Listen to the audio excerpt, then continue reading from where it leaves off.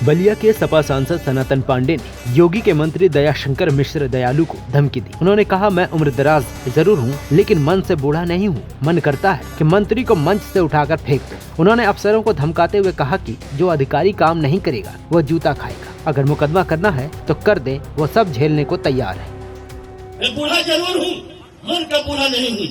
मेरे मन में होता है कि वो कैप्टन में जाऊँ और उठा कुछ मंत्री को फेंक दूं, लेकिन लोग कहते हैं कि नहीं, आप हमेशा झगाड़ू प्रवृत्ति के बन जा रहे हैं। अधिकारी काम नहीं करेंगे तो जूता नहीं खाएंगे। हर मुकदमा जितना करना है करो, मैं झेलने के तैयार हूँ, लेकिन मैं सरकार के सामने, सरकार के नुमाइंदा के सामने सर पर झुकने को तैयार हूँ। सपा सांसद ने ऐसा बयान क्यों दिया और क्या है पूरा मामला, चलिए विस्तार से आपको बताते हैं।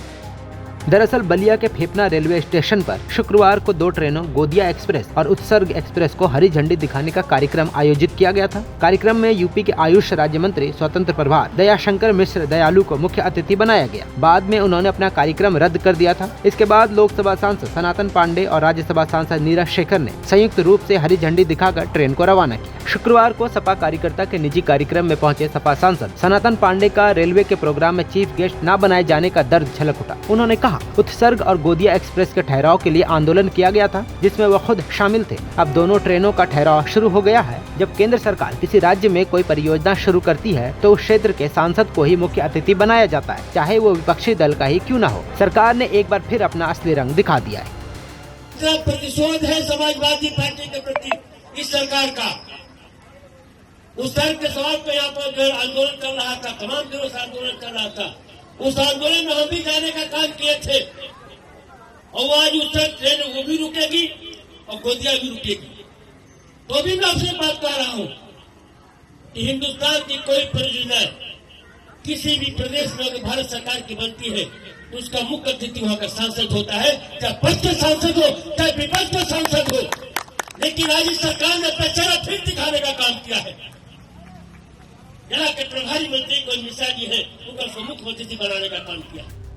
सांसद ने बताया कि उन्होंने गोरखपुर में रेलवे के जनरल मैनेजर को फोन कर कहा कि उन्हें वो कानून और आदेश दिखाया जाए जिसके तहत उत्तर प्रदेश के मंत्री को मुख्य अतिथि बनाया गया। अगर ऐसा आदेश नहीं दिखाया गया तो वह 2-2 हाथ करने को भी तैयार है। वहीं पूर्व प्रधानमंत्री चंद्रशेखर के बेटे और बीजेपी से राज्यसभा सांसद नीरज शेखर ने इस मामले पर सफाई दी। उन्होंने कहा, रेलवे का कोई बड़ा कार्यक्रम आएगा तो उसके मुख्य अतिथि लोकसभा सांसद ही होंगे। ये महज एक ठहराव था और रेल मंत्री द्वारा आयुष मंत्री को पत्र आया था, इसलिए उन्हें मुख्य अतिथि बनाया गया। हालांकि सीएम के साथ मीटिंग की वजह से आयुष मंत्री कार्यक्रम में नहीं पहुंच पाए।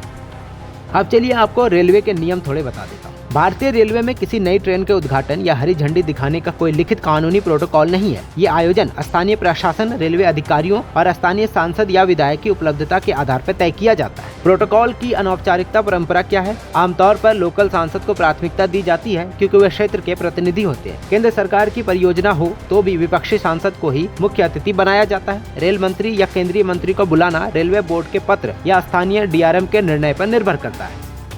फिलहाल इस मुद्दे पर समाजवादी पार्टी के किसी बड़े नेता का कोई बयान सामने नहीं आया है। अब देखना है कि ये बयान सनातन पांडे के लिए भारी पड़ता है या फिर उनको इसका फायदा होगा। आप इस बयान पर क्या राय रखते हैं, हमें कमेंट्स में जरूर बताएं।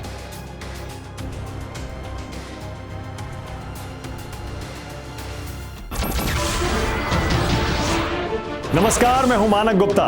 अगर आपको हमारा ये वीडियो पसंद आया हो तो इसे लाइक और शेयर जरूर करें। और हाँ, हमें सब्सक्राइब और फॉलो करना ना भूलें ताकि आप देश और दुनिया की कोई खबर मिस ना करें। तो जुड़े रहिए हमारे साथ और देखते रहिए न्यूज़ 24।